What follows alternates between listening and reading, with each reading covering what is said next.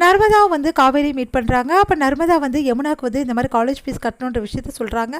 அதை கேட்டு வந்து காவேரி வந்து ரொம்ப மனசு கஷ்டப்படுறாங்க. என்ன பண்ணுறதுன்னு தெரியல அப்படின்னு சொல்லிட்டு யோசிக்கிறாங்க. எப்படியாவது வந்து அது ஃபீஸ் நம்ம கட்டியே ஆகணும் அப்படின்னு சொல்லிட்டு காவேரி வந்து யோசிச்சுட்ருக்காங்க. இந்த சூழ்நிலை காவேரி வந்து வேலை தேடி நிறைய இடத்துக்கு போயிட்டு வராங்க. அப்போ வந்து ஒரு இடத்துல வந்து வேலைக்கு வந்து போகலாம் அப்படின்னு சொல்லிட்டு டிசைட் பண்ணுறாங்க. இந்த சூழ்நிலை இந்த விஷயம் வந்து விஜய்க்கு தெரிய வருது. விஜய் வந்து ரொம்ப மழையாக இருக்குது. அந்த டைமில் கரெக்டாக அந்த வேலை செஞ்சுட்டு இருக்கும்போது விஜய் பார்த்துடுறாரு.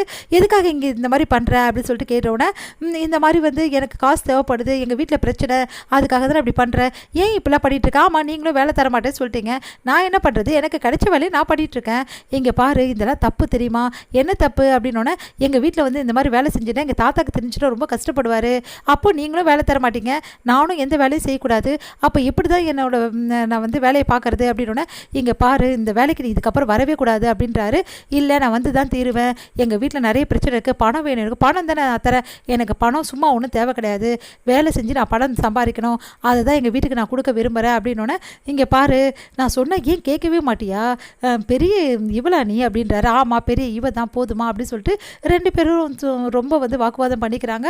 அப்போ விஜய் வந்து கடைசியாக ஒத்துக்கிறாரு. இந்த மாதிரி வந்து என்னோடய ஆஃபீஸ்க்கு வந்து நீ வேலைக்கு வரலாம் போதுமா அப்படின்னோடனே, நிஜமாக சொல்கிறீங்க, ஆமாம் நிஜமாக தான் சொல்கிறேன், கண்டிப்பாக வந்து வேலைக்கு வரலாம், நாளையிலேருந்து வந்துரு அப்படின்னு சொல்கிறாங்க. என்ன வேலை, எனக்கு எவ்வளோ சம்பளம், அதெல்லாம் அப்புறம் பேசிக்கலாம் புரியுதா, வேலைக்கு வர சொன்னல, உனக்கு ஏற்ற மாதிரி நான் வேலை தரேன் போதுமா அப்படின்னோடனே, சரி ஓகே நான் வரேன் அப்படின்றாங்க. சரி ஒரு கண்டிஷன், முக்கியமான விஷயம், என்ன விஷயம் அப்படின்னோடனே, ஆஃபீஸ்லலாம் வந்து என்கிட்ட சலுகைலாம் எதிர்பார்க்கக்கூடாது, என்னை சார் தான் கூப்பிடணும். ஐயோ அப்பா நான் அப்படி தான்ப்பா கூப்பிடுவேன், இப்போவே வேணால் கூப்பிட்டுமா, அதெல்லாம் ஒன்றும் தேவையில்லை அப்படின்றாங்க. சரி இவ்வளோ மழையாக இருக்குது, வரப்போறிய பெல்லியானோன்னே, சரி சரி நான் வரேன் அப்படின்னோடனே, அப்புறம் காவேரி வந்து விஜய் வந்து கூட்டிகிட்டு போயிடுறாரு.